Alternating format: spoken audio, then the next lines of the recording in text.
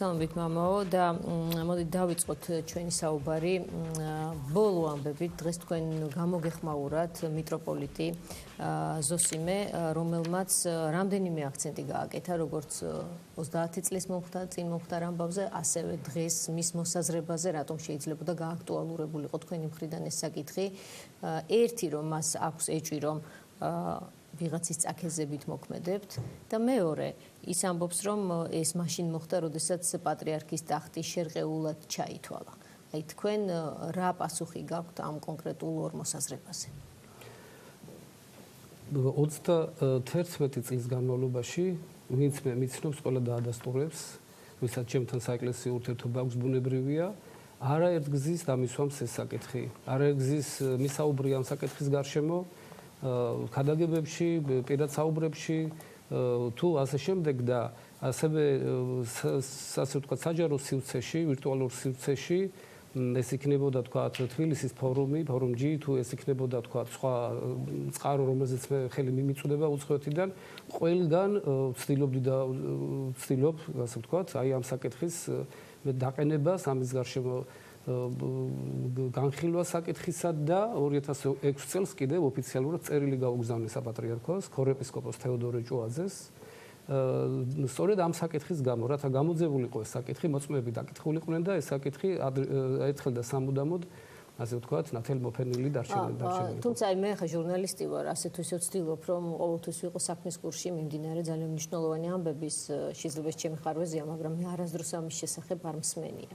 საჯარო სივრცეში ასე თქვენ პირველად თქვით ეს ასე გამოჩნდა, ჩვენ ასე აღვიქვით ყოველ შემთხვევაში, თორემ გვეცოდინებოდა ხომ ეს რომ უფრო აქტუალური გაგიხადათ თქვენც უფრო ადრე. თქვენ არ გინდოდათ უფრო ხმამაღლა საუბარი და ახლა გადაწყვიტეთ დღეს მართლა აი ამ ტალღაზე, როცა ამ თემაზე საუბარი წამოვიდა, თუ უბრალოდ არ ხდებოდა ამ თემის აქტუალიზაცია, არ ინტერესდებოდა, თუნდაც მედიაც ამ თემით. დიახ, არავინ ინტერესდებოდა, არც მედია. მე პირიქით გაუცებული ვარ, აი მედია რო ასე ვთქვათ ერთბაშად დაინტერესდა ამ საკითხით, გუშინ თითქმის ყველა ტელევიზია, წამყვანი ტელევიზია რაც კი საქართველოშია, ყველა მთხოვა ზოგმა ინტერვიუ, ზოგმა ჩაწერა, ზოგმა ორჯერ ჩაწერა ინტერვიუ ჩემთან. თქვენ ისეთი რამ თქვით, რომ წარმოუდგენელია, არ უნდა გაკურებოდოთ წესით, იმიტომ რომ ისეთ დროს თქვით და ისეთი მძიმე რამ თქვით, რომ ბუნებრივია რომ თქვენთან არის უამრავი კითხვა, მათ შორის სკეპტიკური კითხვებიც და ჩვენ სკეპტიკური პროფესიის წარმომადგენლები ვართ და მეც მაქვს კითხვა, რატომ ახლა? თქვენ გუშინ წინ თქვით ბონი ეს ამბავი გუშინ უკვე თბილისში იყავით. სპეციალურად ამისთვის ჩამოხვედით თუ რა სპეციალურად ამისათვის ჩამოვძანდით? დიახ, კარგი კითხვა არის, მადლობთ ამ კითხვისათვის. განგებ ნამდვილად არ ჩამოსული ვარ ამ ამბებისათვის. იმიტომ რომ მე აი შეგიძლიათ ეს ყველა ვისაც სურვილებს გადაამოწოს და ადასტუროს მე ასე ვთქვათ წელიწადში სულ მცირე ორჯერ ჩამოვდივარ ჩემი სამრევლოებისათვის საქართველოში მსახურობ ასე ვთქვათ ლიტურგიებს აღვასრულებ ჩემს მგრელს ვაზიარებ და კერძოდ ამ შემთხვევაში ჩამოვედი სულიერი შვილთაშვილი შებეძინა ასე ვთქვათ და მოუნათლე პატარა ასე ვთქვათ ბავშვი და ეს იყო ჩემი მიზანი. თქვენ არ ხართ მოდით მაყურებლისთვის რომ განმარტოთ არ ხართ საქართველოს ეკლესიის ნაწილი. მე საქართველოს საპატრიარქოში არა ვარ უკვე ასე ვთქვათ 97 წლიდან შეიძლება ითქვას ასე. და ეკუთვნით რომელ ეკლესიას? მე ვეკუთვნი ემიგრაციულ ეკლესიას, საზოგადოების მართლმადიდებელ ეკლესიას, დიახ, აი სამწუხაროდ ჩვენი ვთქვათ საზოგადოება ნაკლებად არის გათვითცნობიერებული თანამედროვე ეკლესიოლოგიურ საკითხებში და მე მოკლედ ვიტყოდი ასე, ამით უფრო მიხვდება საზოგადოება ეს რომელი ეკლესია არის. ეს არის ეკლესია, რომელმაც წარმოშვა და განაბრწყინვა წმინდა იოანე შანხაიელი მაქსიმოვიჩი სასწაულმოქმედი ეპისკოპოსი, რომლის გაუხსნელი გვამი დღემდე სან-ფრანცისკოს ტაძარში განისვენებს. ასევე ამ ეკლესიამ შვა და ასე ვთქვათ მაინც მოდით სოთმოგვიანებით კი ეს საინტერესო თემაა თუმცა მაინც რომელ ეკლესიაში ვარ სერაფიმ როუზის ეკლესია და ასე შემდეგ სერაფიმ როუზის ეკლესია ეს ყველაზე ხა რაც ჩამოთვალეთ ყველაზე მეტად მეცნო ეს გვარი და ეს არის ეკლესია რომელიც რუსეთის საპატრიარქოს არასოდეს ეკუთვნოდა არც ახლა ეკუთვნის თუმცა ამ ეკლესიის დიდი ნაწილი 2007 წელს გადავიდა ასე ვთქვათ ნაწილობრივ აი მოსკოვის საპატრიარქოში მაგრამ მე იმ ეკლესიაში ვარ რომელი ეკლესიაც არც გადასულა და არც აპირებს მოსკოვის საპატრიარქოს რომ არ ხართ ამ ეკლესიის ნაწილი, საქართველოს ეკლესიის ნაწილი, ამან მოგცათ თუ არა უფრო მეტი გამბედაობა და შესაძლებლობა რომ ეს გეთქვათ, რომ ყოფილიყავით მართლმადიდებელ ეკლესიაში, ქართული ეკლესიის წიაღში, თქვენ ამას გააკეთებდით თუ არა?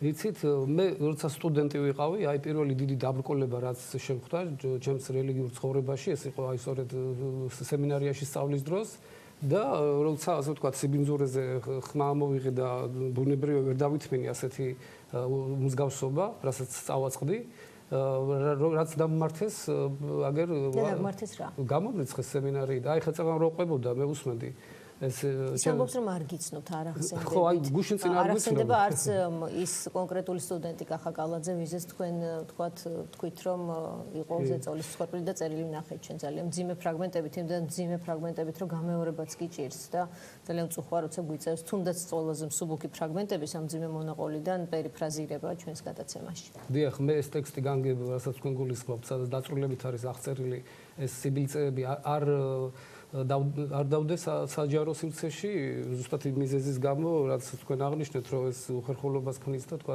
ადვილი არ არის მისი წაკითხვა. და ესე იგი ამ ჩემთვის ამ ასე ვთქვათ მიტროპოლიტმა პირობითად ვიტყვი მიტროპოლიტს მასზე გუშინ წინ სხვა განცხადება გააკეთა რომ მას ჩვენ არ ვახსოვდით და მახვილი თვალი ადვილად შეამჩნევდა რომ დღეს აცხადებს თუ როდის იყო ჩაწერილი რაც თქვენ გაუშვით დღეს ეთერში რომ ესე იგი დღემდე არ ასვენებს აი ეს ამბები და ეს ადამიანები ვინც ეს ამბები შექმნა ანუ ჩვენ არ ვასვენებთ დღემდე მას თავის ფიქრებში და მოგონებებში მე არც კი ყოფილიყავი რექტორიო დაახლოებით ასეთი რამ თქვა 30 წლის წინანდელ ამბავზე მეუფემ თუმცა მამა თქვენ ალბათ გესმით ეს რა დოზით რა მძიმე ბრალდებაა მით უმეტეს სასმაღალი იერარქისთვის ნებისმიერი სასულიერო პირისთვის ალბათ მაგრამ მით უმეტეს მაღალი იერარქისთვის აი რატომ გადაწყვიტეთ 30 წლის დაძველების ამბის გასაჯაროება დღეს რა არის თქვენი მიზანი რა გინდათ რომ მიიღოთ ამის შედეგად მიზანი დღეს იგივეა რაც მე ადრე მომოძრავებდა რომ ეს ასე ვთქვათ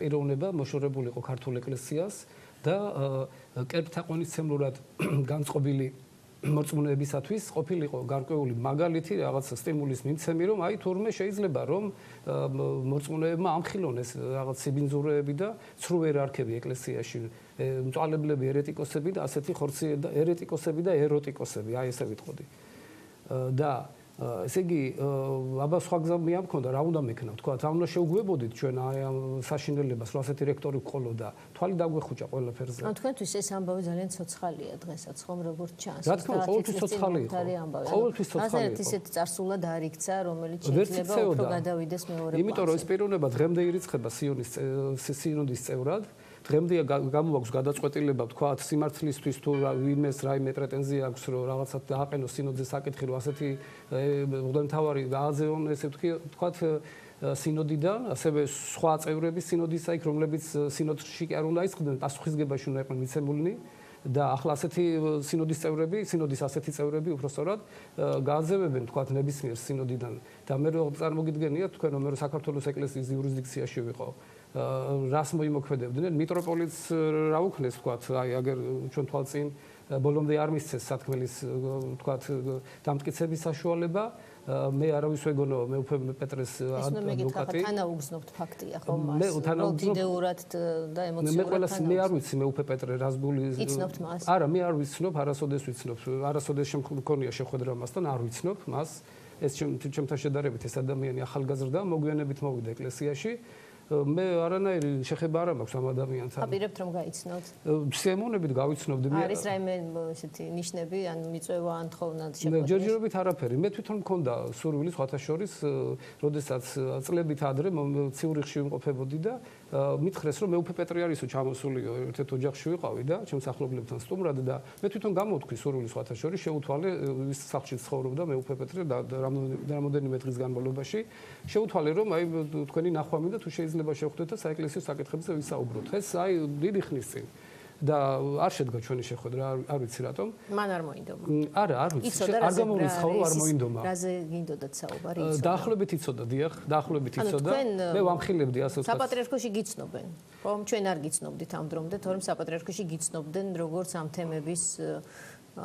თემებში რაღაცნაირად საპატრიარქოში ალბათ ვიცნობენ თქვა სინოდში თქვა ორი წარმომადგენელი ორი ეპისკოპოსი არის ისეთი რომელიც ჩემთვის ახლობელია თქვა თუნდაც ხებს რო თავი დავანებოთ ერთი ჩემი ნათლულია მეორე ჩემი ნამოწაფარია ასე ვთქვა სკოლაში საფრთხე ჯგუფს მევასწავლიდი და ვინ არიან ესე შეგიძლიათ დი რა თქმა უნდა მე სამალი არაფერია ისედაც ყველა მიცის მეუფე დოსითეოსი ბელგიისა და ჰოლანდიის ეპისკოპოსი ჩემი ნათლულია და ასევე მეუფე დიმიტრი კაპანაძე ჩემი ნამოწაფარი არის და ბუნებრივია მათთან ახლა კონტაქტი მაქვს რა თქმა უნდა ახლა ისეთი ახლო არა მაქვს იმიტომ რომ მე შორსა ვარ ერთისგანაც და მეორისგან თქვა ფიზიკურად ერთი და მეორე მხრივ თქვა ჩემი კარი ყოველთვის ღია მათთვის და ჩემი გულის კარი ღიაა და გიორგი ვინმე მიცოდა თქვენ ამას რომ აპირებდით აი თქვა აი ახლა ამ ტალღაზე სულ სხვანაირად გაისმოდა თქვენ ალბათ ზუსტად შეიძლება ითქვას ტერმინის გამოვიყენოთ გათვალეთ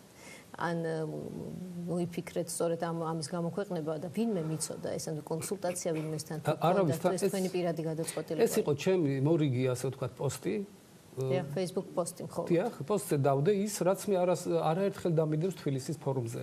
აი პირად Facebook-ზე არასდროს პირად Facebook-ზე არ დამიდევს. თბილისის ფორუმი დიდი ხანია უკვე რაღაცნაირად არ არის ისეთი აქტუალური, როგორც მაგალითად სოციალურ ქსელებში მიმოწერა. დიახ, ამას თქვენ გძნობთ აქ რო ცხოვრობთ, მაგრამ ეხლა მე უცხოეთში ვარ და უცხოეთში ხო ცოტა სხვა ტიპის კომუნა გაქვთ ემიგრანტებს და უფრო საემიგრაციო სივრცეში საუბრობდით ამ თემებზე როგორც ჩანს, ხო? დიახ, ახლა ვთქვათ Facebook-ზე ვინც გადახედავს ჩემს გვერდს, მე ბევრი პოსტი არ მიდევს და არც ვარ ისეთი ხშირი მომხმარებელი Facebook-ისა, მე ძირითადად უფრო თბილისის ფორუმს ვკითხულ, როცა დრო მაქვს, რა თქმა უნდა, მცირე დრო მაქვს ამისათვის, მაგრამ ვცდილობ ხოლმე თბილისის ფორუმს გავეცნო და კომენტარებიც გავაკეთო და ამ კომენტარებს შემდეგ ვაგროვებ და მომავალში ვაპირებ წიგნის სახით გამოცემას, რომელიც კატეხიზმოს ხასიათისა არის.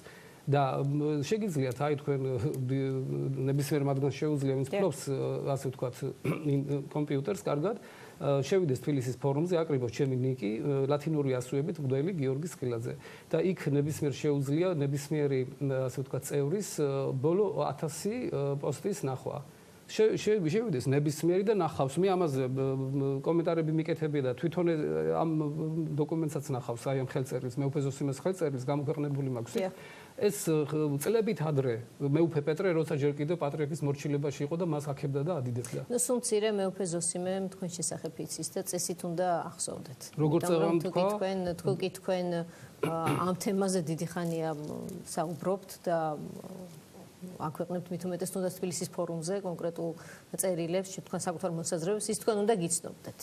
წესით. ყველა ლოგიკით. მე მოვისმინე რომ დღემდე არ ამოდისო ჩემი მიდანო მეხსიერებიდან ეს ამბავი, ანჯავს ეს ამბავიო დღემდე უწევან თქვა თვითონ. აი მეუფემ ნახეთ რა თქვა, დიდი კონტექსტი ასეთი იყო, რომ იყო ეროვნული მოძრაობის პერიოდი.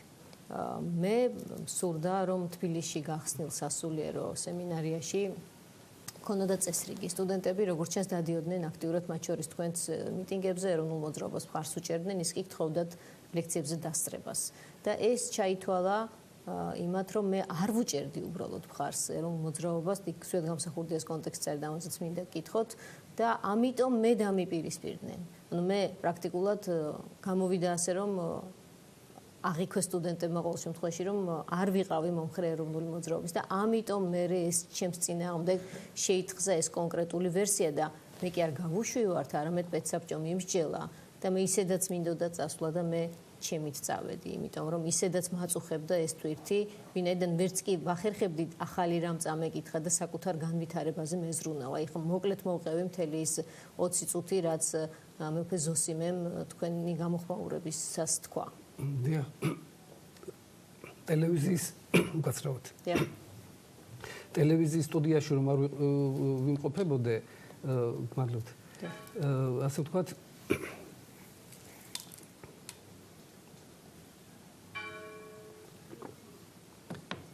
ტელევიზიის სტუდიაში რომ არ ვიმყოფებოდე გავიცინებდი ამაზე არანაირი კავშირი აკადემიურ საკითხს ლექციებზე დასწრებას და ჩვენს მიტინგებზე ყოფნას არ აქვს ეს უბრალოდ აი რა როგორ გითხრათ წყალწაღებული რომ ხავს ეკიდება ეს არის რას ლაპარაკობთ ესე იგი როგორ ჩვენ ჯერ ერთი ლექციებს არ ვაცდებით ჯერ ერთი მეორე ესე იგი რა ესე იგი ლექციების გაცდენის გამო მოხდა ეს ამბავი რომ მამათმავლობა დავაბრალეთ რექტორს ეპისკოპოსს ნუ რა ბრმას აკეთებს ეს კაცი მე არ ვიცი სრულიად დაბნეულია სამწუხაროდ როგორ აპირით ჩდება საერთოდ საზოგადოებაში ამ თემაზე როგორ საუბრობს მე მიკვირს საერთოდ იცით რა არის, აი ძალიან რთული კითხვა დავსვა, არ არის მარტივ ჩემთვის ამ კითხვის დასმა, მაგრამ უნდა დაგისვათ, რა გიყავთ თქვენ ხართ წყარო, ვინც ამაზე საუბრობთ, ეს სისტემური ხასიათის იყო ეს ურთიერთობები, თქვენ შეგიძლიათ თქვა, თუ თქვენ იცით მხოლოდ ერთი შემთხვევის შესახებ. ჩვენ ვიცით ერთი შემთხვევის შესახებ, რომელსაც გაგრძელება თვითონ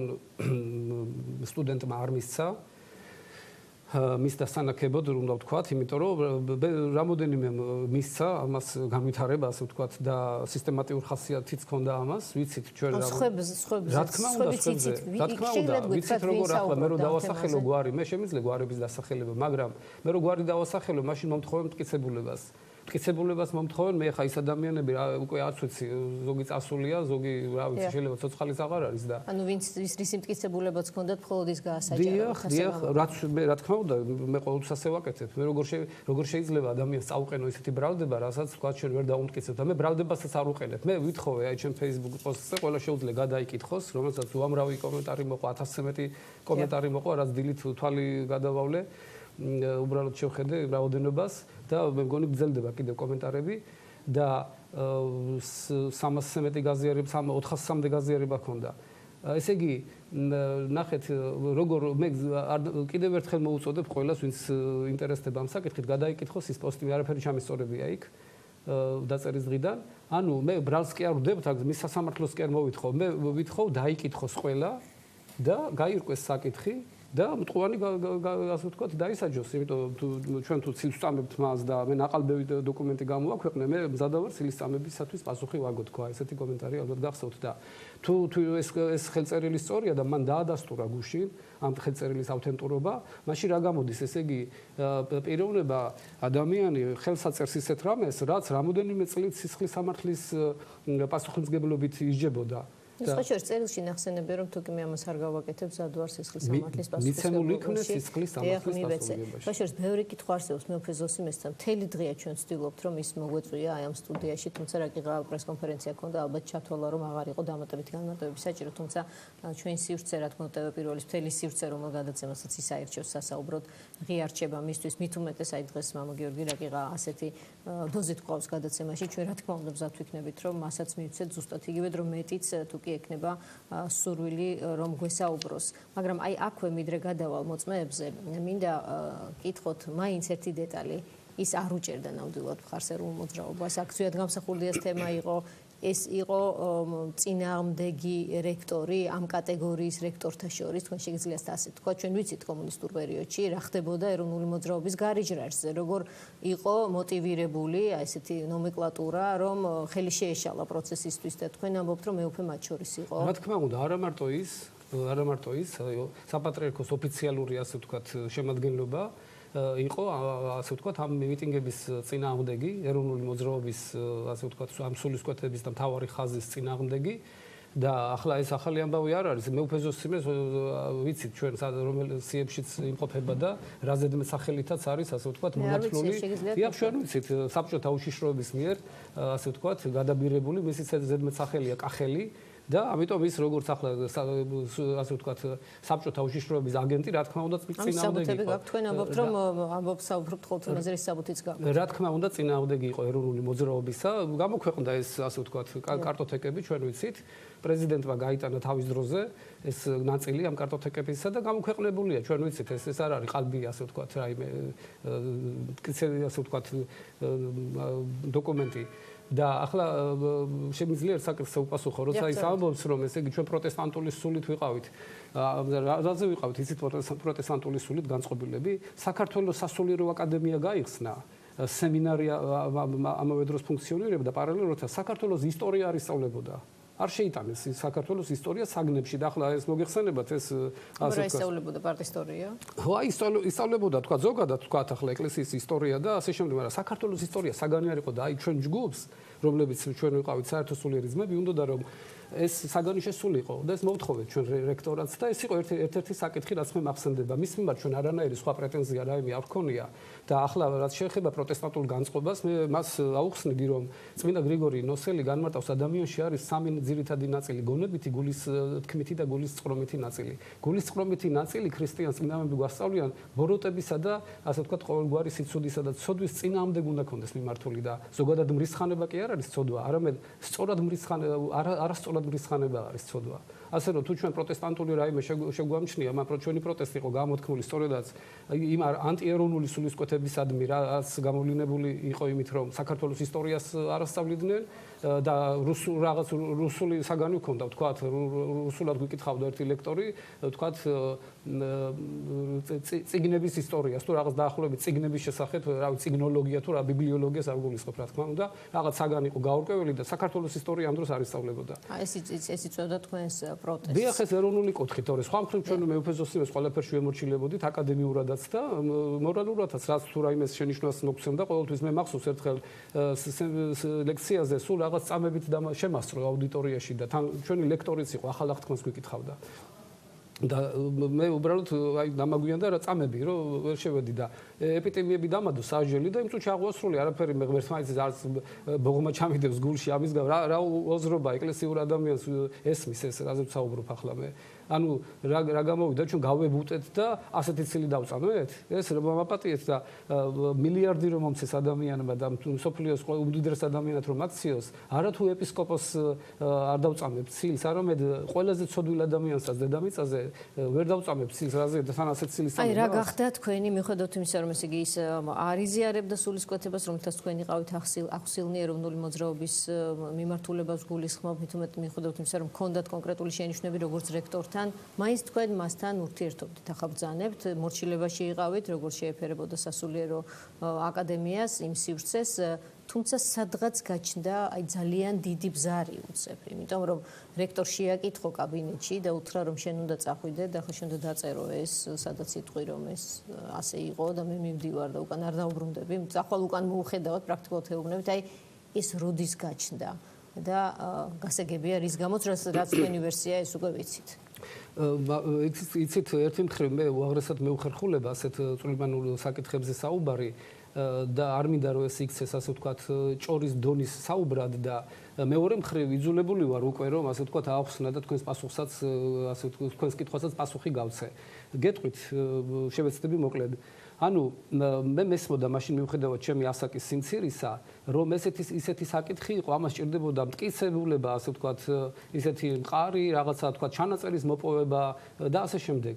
და იყო ჩემი მხრივ იმის მზადყოფნა რომ თუ მართლაც ეს ადამიანი ასეთია მაშინ უნდა დაუმტკიცო თუ ასეთია თორე აბა ჩვენ თვითონ მიგცემს პასუხისგებაში და საბჭოთა რეჟიმი იყო და ახლა ჩვენ საბჭოთა იმას აგენტს და ასეთი დონის იმას რა ქვია პიროვნებას მოვერეოდით პატარა სტუდენტები რა თქმა უნდა ეს 9 აპრილამდე ვითარებაა კგბ მანქანაზე ანტენებიანი მანქანებით დაგვდევდა ქუჩა და თუ სადმე ზვიად გამსახურდიესთან დაგვინახავდა და მერაბ კოსტავასთან ყველგან კონტროლზე ვიყავით და შიშის ცხოვრობდით და ახლა თუ როგორ წარმოგიდგენიათ რომ პატარა ბიჭები შევედით და კგბ-ს აგენტი გავაძევთ ესე ყალბად იმიდან ამ ადგილზე დაგვაპატიმრებდნენ და გაგვაძევებდნენ დიახ და როგორც თავის დროზე მოინელეს ჟურნალისტი ნაზი შამანაური და ასე შემდეგ აი იგივეს გვიზამდნენ თქვა ხო მაგრამ აქ საქმე იმაშია რომ ეროვნულ მოძრაობაში ვინც ძველი თაობაა და ახსოვს იყო არის ღმერთმა დალოცოს და დიდხანს აცოცხლოს ერთი ერისკაცი რომელსაც ასე ვთქვათ რელიგიური მიმართულება მიჰყავდა მას ჰქონდა მიბარებული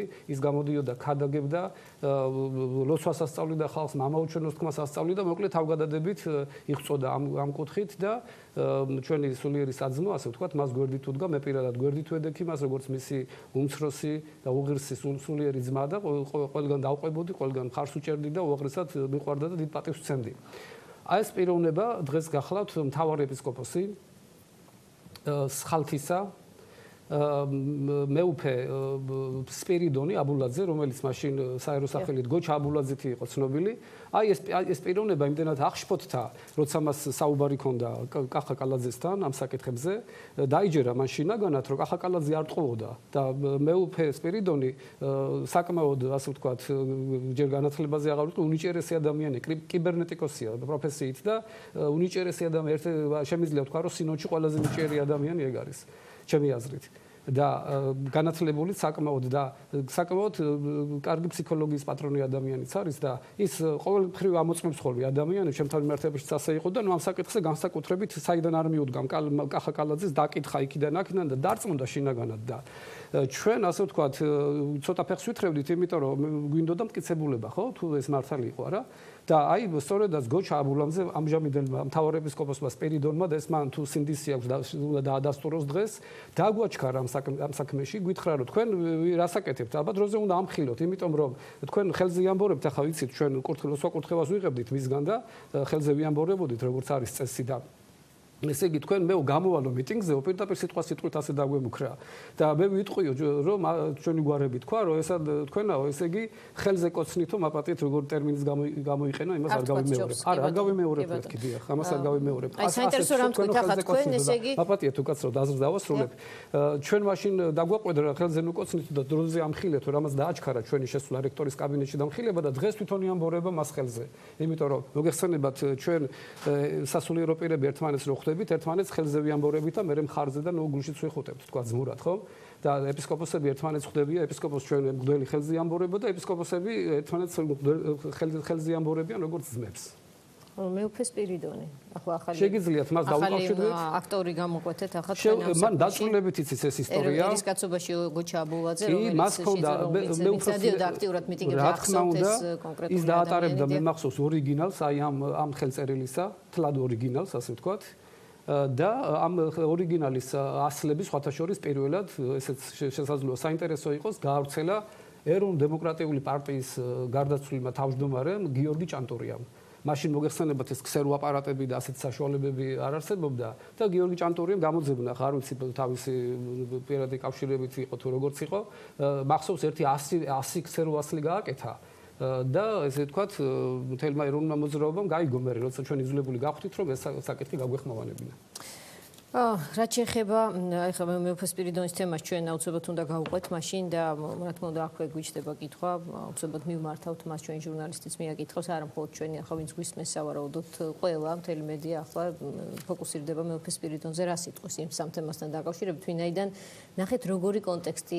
შეიძლება ჰქონდეს ნებისმიერი მორწმუნესთვის ან რიგითი მოქალაქისთვის ვინც შეიძლება რწმენაში არც არის მაგრამ თვალსადევნებს ამ თემებს რომ შეიძლება ადამიანს ასეთი რამ დააბრალო უკაცრავად ამას რომ გეუბნებით მე არ შემაქვს თქვენს მონაყოლში არ მაქვს საფუძველი ყოველ შემთხვევაში ეჭვშებით ანუ თუმცა არც მეუფეს მონაყოლში შეიძლება ახლა ასე ეჭვშეთ ან ადამიანი რასაც გიყვება წესით უნდა იყოს სიმართლე ხო მით უმეტეს როცა ის არის შემოსილი გამორიცხული არაფერია ხო აი აქ ჩნდება დადასტურების თემები კახაკალაძე რომელსაც ჩვენ ორი დღეა ვცდილობთ რომ რაღაცნაირად რამე ვათქმევინოთ თქვენ ვიზეთ საუბრობთ რომ ის იყო მსხვერპლი ჩვენის მოუძებნეთ ის ცხოვრობს ევროპაში ცხოვრობს საფრანგეთში მოგეთეთ მე მსხვერპლად არ მომიხსენები არასოდეს მომიხსენე თავდასხმის ობიექტად თავდასხმის ობიექტად კი ბატონო ჩავასწოროთ თავდასხმის ობიექტად იმიტომ რომ ყველა ფრაზას აქ მნიშვნელობა აქვს ჩვენის ვერაფრით კონტაქტზე ვერ გამოვიყვანეთ რამაც აი გადაცემის დაწყებამდეც მე აქ უფრო სკეპტიკურად შემოვდიოდი იმიტომ რომ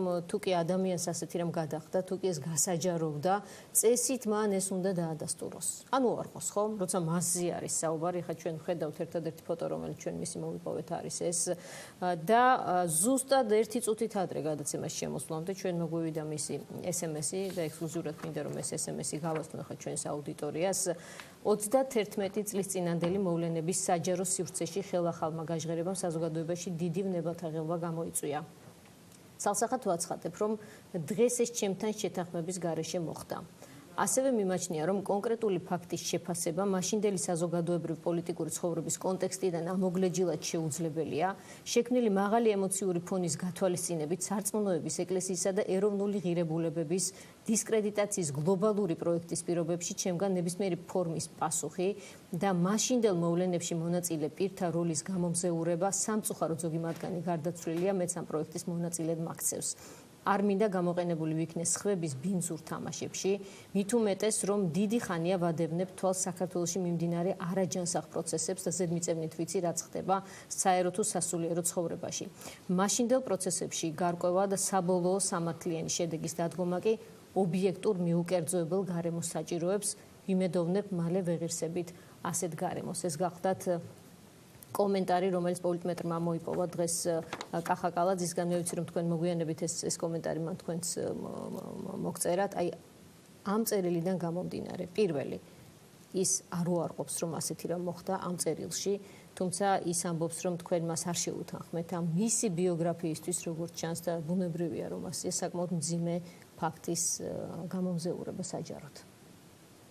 და შეგიძლიათ თქვათ.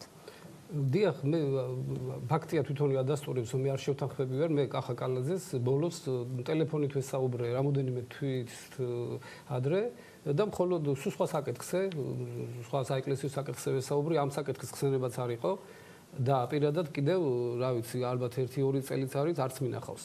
მე რო ასე ვთქვათ, ამ საკითხისათვის ჩამოსულიყავი საქართველოში და მომზადებული და ის მაშინ გაუკავშირდებოდი და დავგეგმავდი და ყველაფერს ისე გავაკეთებდი, თქვათ, რომ ჩემთვის გაიოლებულიყო აი ამ თემაზე საუბარი. თქვენთვის ეთქვა, რომ მე ახლა არ მინდა ამის გასაჯაროება, თქვენ მაინც გასაჯაროებდით. მე საზოგადოებრივი ინტერესიდან გამომდინარე. იცით რა, მე მეორებ, ესე იგი, როცა მე Facebook-ზე არა, მაგრამ თბილისის ფორუმზე ვდებდი აი ამ დოკუმენტს, მე კახაკალაძეს არ ვეკითხებოდი ამას. რამოდენიმეჯერ დავდები და ყოველ დადებაზე ხარ ვკითხავდი, არა კახა ნებას მაძლევ რომ დავდოთ, ხო? ეს დოკუმენტი გასაჯაროვდა თავისთავად, კიდევ მაშინ გიორგი ჭანტურიამ ეს 100 კოპიო გააკეთა ამ საბუთის. თუმცა პრაქტიკულად ჩვენ დღეს თქვენგან გავიგეთ, ანუ თქვენ ხართ ამისი მთავარი გამავრცელებელი დღეს და აი მაინც მინდა ვიკითხო, ბოდიშის მოხდით ბუნებრივია, რამდენად ეთიკური იყო აი ამ ადამიანთან მე მსხვერპლი უწოდე, თქვენ უწოდეთ უბრალოდ ობიექტი, ხო, თავდასხმის, რაც არ უნდა მიუყენოთ, ეს რთული ნაწილია მისი ბიოგრაფიის, მის გარეშე გამოქვეყნება რამდენად იყო სწორი. არა, იცით რა, ეს რომ მხოლოდ მას გამოქვეყნება როგორ ეს, ასე ვთქვათ, ხელწერილი რომ დაიწერა, გავრცელდა ყველგან ეს.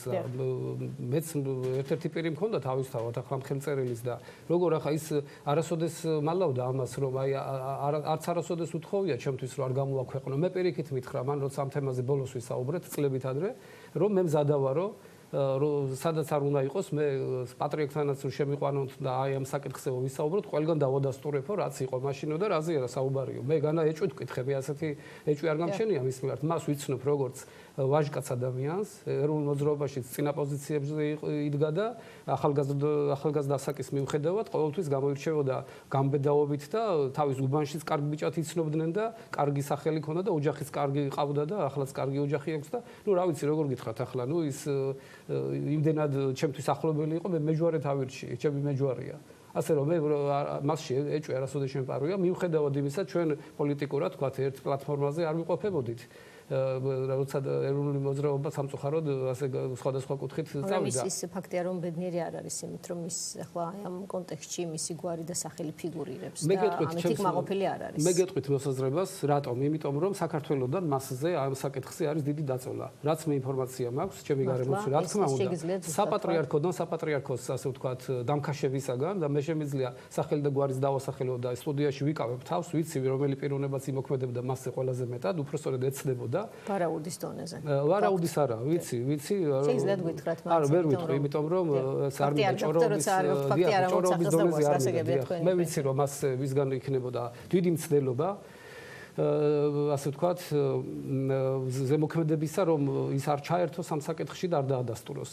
რატომ? იმიტომ რომ ახლა რა გამოდის მაშინ ესე იგი თვითონ კახაკალაძე რა მიქფავს ის გულისხმობს თქვათ რომ აქ შესაძლოა თქვათ ვინმე რაღაც ჯგუფებს ან ხელისუფლებას ცროა და აღწერა ეს ასეთი ამბები დეტალებში მოყვა როგორ იყო რა იყო და ახლა მას კონდეს რაღაც მიზანი არეულობა შეიტანოს ეკლესიაში თქვათ და ამიტომ მე არ მინდა ამაში ვიქნა გამოყენებული. უარყოფს რომ ეს მოვიტყვიო და აღწერე ასეთი რამეო. არა, არ უარყოფს. ეს ფაქტია რომ არ უარყოფს. თუმცა ნახეთ მასე არც მე მინდა რომ სხვის ბინძურ თამაში ვიქნა გამოყენებული და არავის უნდა მე მგონი ნორმალურად. რას ამბობს არ მინდა გამოყენებული ვიქნეს სხვების ბინძურ თამაშებში. კი, რა თქმა უნდა, ხა მე არ გულისხმობს ადამიანს ეს, მაგრამ მე არ ვეძიებ ახლა ვის რა თამაში. თქვენზე ხომ არ წერს ამას, ახლა მინდა ვიკითხოთ თქვენ როგორ აღიქვით ახლა ეს ფრაზა. ჩემს მიმართ მე არ შეაქვს და ვინ შეიძლება მე გამომიყენოს. ჩემი დევიზი ყოველთვის ასე არის, როგორც უფალი გვასწავლის თქვენი. ეთქომ არ იქნებით გამოყენებული. აი როგორ ვთქვათ კალაძის ციტირებით ვინმეს ბინძურ თამაში. ნუ იცით რა საერთოდ მიგაჩნიათ რომ ახლა ბინძური თამაშია ეკლესიის. ბინძური თამაში კი არ არის, ეკლესია სიბინძურისგან უნდა განიწმინდოს. თორე ბინძური თამაში კი არ არის, სიბინძური ეკლესიაშია სამწუხაროდ. და ამიტომ ეკლესიის განწმენდა ჩემი ოცნება იყო ყოველთვის ჩემი ასე ვთქვათ ეკლესიაში შემოსვლის დღიდან რაც მე დავინახე რომ გარშემო ეს იყო კომუნისტური რეჟიმისაგან ასე ვთქვათ შემოგზანილი კადრები დაბინძურებული ეკლესია ჩვენ ვიცით ჩვენ მე ფაქტები ვიცი ძველი სამღვდელოების დიდ ნაწილს ვიცნობდი პირადად და უშიშროების ასე ვთქვათ კომიტეტში იბარებდნენ და პირდაპირ ავალებდნენ რომ წადითო და საბჭოთა კავშირის მასშტაბითო რა სიტყვასაც ამბობდნენ არ მინდა რა სიტყვით ეუბნებოდნენ ამას ასე იგი დრო ატარეთ ყველანაირად გარყვნილებით ყველაფრით იმით ამით ავალებდნენ პირდაპირ ამ სასულიერო პირებს რა თქმა უნდა არა ყველას მაგრამ იყვნენ მაშინაც ასე ვთქვათ შედარებით პატიოსანი მსახურები მაგრამ ცდელობა იყო ასეთი რომ მიზანი რა იყო ხალხს რწმენა დაეკარგა ამიტომ ახლა არ ვიცით ჩვენ რომ ეკლესიაში ბევრი განსაკუთრებია ეკლესიიდან გავაგრძელო და ვთქვათ მე შორს წასულმა ადამიანმა აქ ესე იგი ამ საკითხებზე ვისაუბროთ აქაური სამღვდელოება კიდე პატიოსან სამღვდელოებას რო უწოდებთ ხოლმე დუმან და ამაზე ხმას არ იღებენ აბა ეს ნორმალურია და კიდევ ერთი SMS შეტყობინება, რომლის გამოქვეყნების ნებას თქვენ მე დამრთეთ, მინდა რომ ჩვენს აუდიტორიას უთხრა რა კიდე ეს საკითხი ძალიან ესეთი აქტუალურია. ინფორმაცია თითქოს და კახაკალაძემ მოინანია ის რაც დაწერა, ანუ თითქოს და ეს არ მომხდარა და იყო ტყუილი, მან უარყო ეგრეთ ესმე კონკრეტულ მოწერაში თქვენი ოჯახის ერთად თქვენს მეუღლესთან, მინდა რომ აი ეს ვაჩვენოთ, ორი სიტყვით მოგწერ, წერს ის თქვენს მეუღლეს, არავისთან არაფერი არ მომინანიებია, უბრალოდ დღევანდელ სიტუაციაში არ თვლი საჭიროდ ვიღაცეების ინტრიგების ხლართვაში დავეხმარო ვიღაცეებს და მათ წისქვილზე წყალი დავასხა, ესეც გახლავთ კახაკალაძის პოზიცია, მოკლედ მოდი გავანებოთ ამ ადამიანს თავი, იმიტომ რომ როგორც ჩანს მას არ უნდა ამაზე მეტი საუბარი, მადლობა რომ მოგწერა SMS-ი და ამით მაინც ჩვენ რაღაცა კონკრეტულ კითხვებს გამოეხმაურა, ბუნებრივია ჩვენი ეთერები მისთვის რჩება ღია, თუ კი ამაზე საუბრის სურვილი მას ექნება. და მოდით აი ფინალისკენ წავიდეთ ნელ-ნელა. მაპატიეთ, აქ ალბათ თქვენ დღეს ალბათ წაიკითხეთ, დუშეთის ეპარქიამ გაავრცელა ესეთი განმარტება ოფიციალური, რომ აი კახაკალაძემ მოინანიო ეს ამბავი, ანუ ცილი დაწამა მეუფე ზოსიმესო. და აი მათის აი ეპარქიის სიცრუე, აი დუშეთისა და ესე იგი წილკნისა და დუშეთის ეპარქიის წარმომადგენელთა სიცრუე ამით მტკიცდება კახაკალაძის აი SMS-ებით, რა თქვენ ახლა წაიკითხეთ ისო. გეკითხებით, ახლა ნორმალური ადამიანი, აბა როგორ იტყვის ამას, რომ ეს ცილის რა იციან მათ რო ცილის და მე კიდე სხვა სასულიერო პირისაგან მაქვს უწყება რომ მას არ მოუნანიებია როცა საკითხება არის. აი მე ჩემს ეკლესიაში ჩემს პირველი იერარქიის საპატრიარქოში მქონდა გარკვეული შეხება. დეტალებს არ ვიტყვი. ასე რომ ნებისმიერ ეპისკოპოსი რო ასეთი ხმა გავრცელდეს. მე რო გამოვიდე და დავიწყო მტკიცება რომ ეს დუშეთის ეპარქიის წარმომადგენლები ვინც დღეს გაავრცელა ეს განცხადება ცრუობენ უბრალოდ და ცილის წამებაა.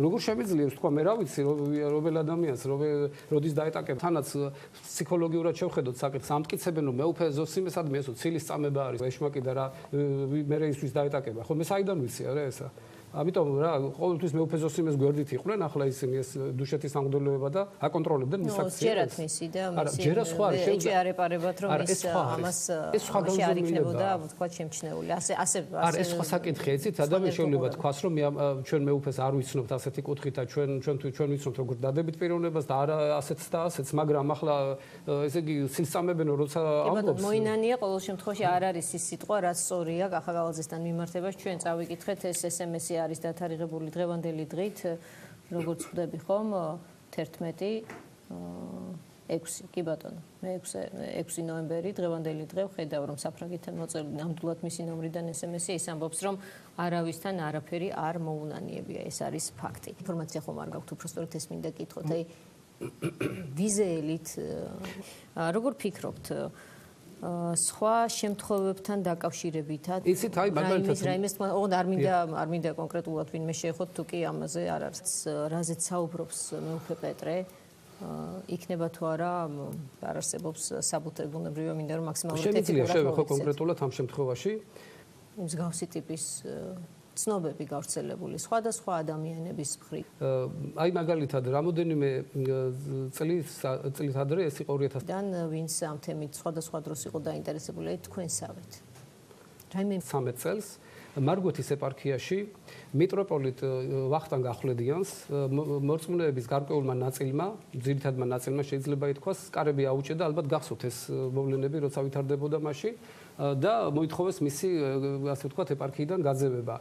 ეს პიროვნება სხვათა შორის, რომელიც უკვე საჯაროდ შეიძლება ამხილოს ადამიანმა და არც სინოდის წევრი არ უნდა იყოს და ეპისკოპოსიც არ უნდა იყოს წესით და მიტროპოლიტად გვევლინება ბერობაში ადამიანმა, ანუ როცა აღთქმა ქონდა დადებული ქალწულობისა და უქორწინებლობისა, ცოლი შეირთო, ოჯახის შექმნა, პატრიარქმა ამის შემდეგ ორჯერ დააწინაურა, ჯერ მთავარ ეპისკოპოსობა უბოძა, შემდეგ მიტროპოლიტობა და დღეს სინოდში ზის და გვევლინება, ასე ვთქვათ, ერთ-ერთ მაღალ იერარქად ქართული ეკლესიისა.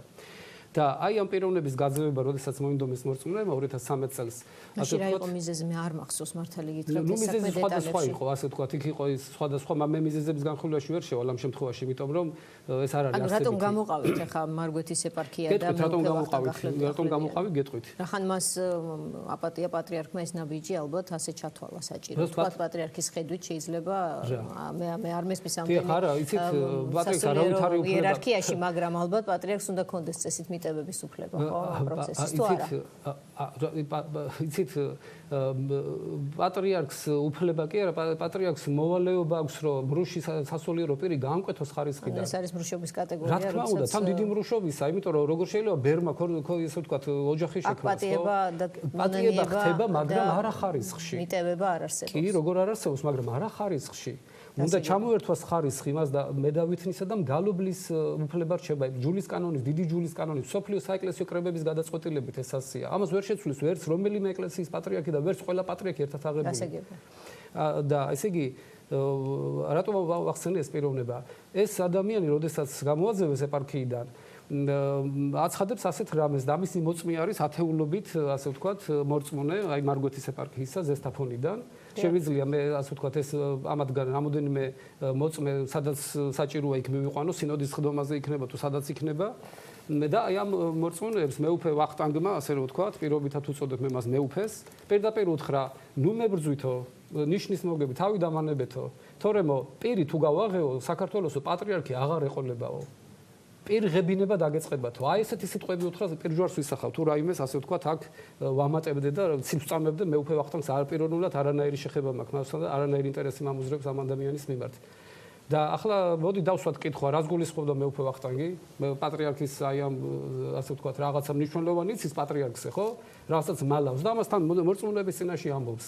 მიტროპოლიტი და საკუთარ მრევლს უთხრა ეს? მრევლს უთხრა, აი ათეულობით მოწმე ამის ეს დაიდო კიდევაც Facebook-ის კომენტარებში ერთ-ერთმა მათგანმა დადუეს ასე რომ ვთქვათ, მე შემიძლია სახელი და გვარები დაგისახელოთ და დაუკავშირდით და დაადასტურებენ ისინი. ანუ მრევლი დააშანტაჟა თქვენ ბრძანებთ იმით რომ პატრიარქის შესახებ რაღაც იცოდა და იმას გაასაჯაროებდა თუ მრევლი მას არ დაანებებდა თავს, რომ ასე თავი დამანებეთო თუ არა, პატრიარქი რო აღარ გეყოლებათო, ასაკითო, მე მეკუთვნისო პატრიარქო, მე გავხდები იცოდეთ პატრიარქიო. აი ესეთი რამე უთხრა და კიდე იყო ერთი მიტროპოლიტი, რომელიც საშინელ სიბინძურეებს ამბობდა პატრიარქზე და მე ამას არ გავიმეორებ, მაგრამ რომ ამბობდა ეს არის უკვე ასე ვთქვათ რას ამბობდა ნუ ვიტყვით ვინ? დიახ, აი გარდაცვლილი ათანასე ჩახვაშვილი მიტროპოლიტი ამბობდა საშინელებებს პატრიარქზე და თვითონ ფაქტია ეს როგორ შეიძლება მე ეკლესიის მეორე პირმა პირველ პირზე ასეთი საშინელებები თქვას და ხალხში საუბრობდა სამღვდელოებაში და ასე შემდეგ. ან ეს ერის და ეკლესიის დაცემა არ არის, ეს რა არის?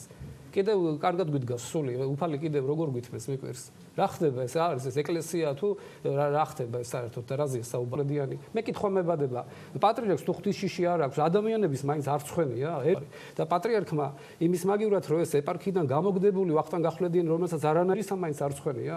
სირცხვილია ესე იგი როგორ ჯერ მრუში ესე ვთქვათ ბერი გიდგას აირად ეკუთვნის საეკლესიო ხარისხი დაესაჯა ახლა მაინც და ვთქვათ რა გადმოიყვანა და გვერდით და ეპარქიიდან გამოგდებული და ესე იგი გადაიყვანა ერთი ცურტავის ასე ვთქვათ ეპარქიის მეტროპოლიტად გადმოიყვანა და შვედეთში გაუხსნა იმიდან დიახ აი ეს რომელიც თქვენ აჩვენეთ ახლა რომელიც განკვეთილი უნდა იყოს ეკლესიიდან ეპარქია და ტელევიზორში მორწმუნე უყურებს პატრიარქი წირავს და მის უკან დგას ეს მეუფე ვახტანგი იმ დღიდან რაც მან ბერობაში ასე ვთქვათ დაარღვია ქალწულებრივი აღთქმა. მე კი არ განვიკითხავ მას.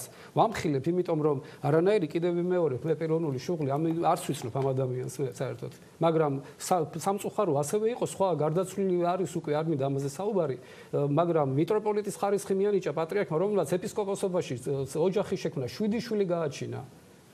და პატრიარქმა მთავარეპისკოპოსო და მიტროპოლიტობა უბოძა რა, ცრუობ რა იმეს ვეკითხები სინოდის წევრებს. გამოვიდნენ არიციან, აი მეუფე პეტრეს რომ ეუბნებიან მტკიცებულება მოგვიტანეო, შენ რა კადრეო პატრიარქსო. მე ისეთი ფაქტები მომყავს, ამას მტკიცებულება არ ჭირდება. საყოველთაოდ აღიარებული ფაქტია, ყველა მისის რომელი ეპისკოპოს რა ოჯახი ქონდა და ასე შემდეგ და ახლა ეს რას მეკეთებენ თქვა ეს ჩვენი მეუფეები, თქვა რატო ამ საკითხებზე არ მსჯელობენ.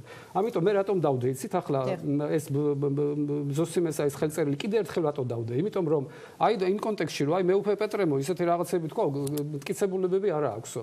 გასაგები, მაგრამ აი მაგალითად ფაქტი ხო? აგი ხელწერილია. გამოვიძიონ და ეს მტკიცებულება არ არის, აბარა არის. რატო გადადგება ეხლა რექტორი ესე გადადგება, გაიქცევა, თანაც მეუფე ზოსიმე ცრუობს კიდე რომ მე კი არ გადავდექიო. გადადგა კი არა მაპატიეთ და წავიდა მიდან რა ქვია გაიქცა კაბინეტიდან ჩვენ პატარა სტუდენტები მიგვატოვა კაბინეტში სადაც იყო მისი ბეჭედი შტამპი სეიფი სულ ყველაფერი იქ იყო მიგვატოვა კაბინეტში და წავიდა და მოისხა თავისი ძვირად ღირებული ქურქი და წავიდა ცხადად მახსოვს ეს ყველაფერი და ესე იგი ძვირად ღირებული ქურქები ესე იგი წავიდა და მიგვატოვა სტუდენტები კაბინეტში რას ნიშნავდა ეს გადადგა რაქნა მეორე დღეს არ მოსულა სემინარიაში არ გამოჩენილა მესამე დღეს და როცა ჩვენ გამოვშით სემინარიაში გარიცხულები რა ხომ არ დავრჩათ სათქმელი სათქმელი იმდენი მაქვს ჩემო დაო იმდენი მაქვს სათქმელი რომ ასე ვთქვათ მართლაც იმის არ იყოს აი მეუფე ვახტანგისა რომ პირი თუ გავაღეო მართლა ხო მართლა რა ვიცი მაშინ რა ელოდება ქართველებს და ქართულ მორწმუნეებს მაგრამ ესე იგი მე ყველაზე მეტად გული რაზე მტკივა რომ ჩვენი მრევლი, ჩვენი საწყალი ხალხი, ჩვენი ასე ვთქვათ, გულწრფელად მისული ხალხი ეკლესიაში, რომლებიც ეკლესიაში სიწმინდეს ეძებენ პატიოსნებას. ერთადერთი ადგილი რაღაცა ერთ წმინდა არ უნდა კონდეს, ეს არის ეკლესია, ხო? რა ხდება ეკლესიაში? მე რეები მესმის, გაუგნებული ვარ. ყოველ ჩემ ჩამოსვლაზე ისეთი ფაქტები მხვდება აქ, რომ არ ვიცი, ესე იგი, გაუგნე ნეტო საერთოდ ჩამოსულიყავი საქართველოში, თქვა ამასაც ფიქრობ ხოლმე. შეიძლება რომ მღვდელი თავის სულიერ შვილთან მრუშობდეს წლების განმავლობაში, ბავშვს აჩენდეს.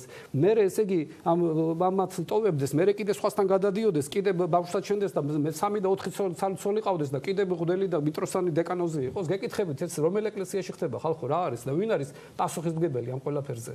ვინ არის გეკითხებით? მთავრობაა პასუხისმგებელი?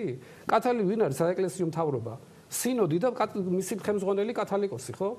და ახლა რა ვთქვათ ჩვენ აი მეუფე ვახტანგთან რომ მივიდა მღვდელი რომელმაც უთხრა რომ მე ვიმრუშეო მეუფეო და ჯვარი მოიხსნა და დაუდო მღვდლებმა დავტოვო გაიკეთე ჯვარი უკანო შენო ისეთი მხურვალე ბუნება გაქვსო ცოლის გარდა კიდე ერთი საყვარელი უნდა ყავდესო აი ესე უპასუხა და ეს ეკლესია თუ არის ეს ეკლესია თუ არის მე არ ვიცი მაშინ მე არ ცოდნია მაშინ ეკლესია რა არის მოკლედ თქვენ აირჩიეთ ახლა განკითხვის ტერმინი ხსმენია მხილება აღმოჩნდა ახლა ეს ანუ განკითხვა და მხილება ხო ანუ რაღაც სადგადის ამათ შორის ზღვარი შეგიძლიათ მითხრათ როგორც საერთო დროს დამithოთ ძალიან ცოტა დრო დაგვრჩა მაგრამ მაინც მინდა გკითხავთ იმიტომ რომ რაღაცნაირად მორჩილებაში მყოფ სასულიერო პირს რამდენად ეგების რომ მაღალი იერარქები, ხა თვითონ რელიგიური თვალსაზრისით და მოქალაქეობრივი ბუნებრივია, რომ აი ასეთი რაღაცები ისაუბროს მაღალი იერარქებზე, მათ შორის პატრიარქს. ვალდებულია, როცა იცით რა არის, წმინდა იონე ოქროპირი დიდებულად ხსნის მარტივად ამ საკითხს.